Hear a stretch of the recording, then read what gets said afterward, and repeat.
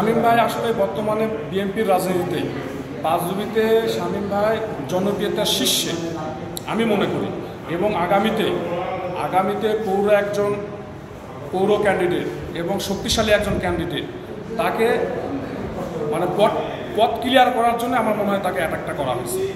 আমি মনে করি এটা কি প্রতিপক্ষ তাকে অ্যাটাক করছে, কারণ পাঁচজুবিতে সর্বোচ্চ তার মানে জনপ্রিয়তা, সে মানে জুনিয়র হলেও জনপ্রিয়তা শীর্ষে।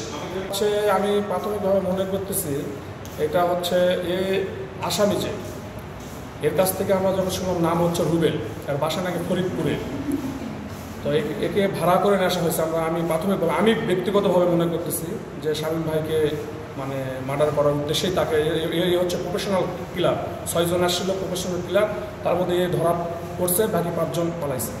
মধ্যে পৌর মার্কেটের সামনে আমি, শামীম আরো 5-7 জন মিলে বসেছিলাম। অতিরিক্ত 2টা মোটরসাইকেল আসতো, 2টা মোটরসাইকেল ছিল 6 জন লোক, 6 জন, একজন হেলমেট পরা লোক। ও বলতেছে যে শামীম, ওই যে শামীম, এটা বলার সঙ্গে সঙ্গে আমাদেরকে ওপেন ফায়ার করতে শুরু করলো। তা আমরা যাক যেভাবে জীবন রক্ষা করছি আর কি।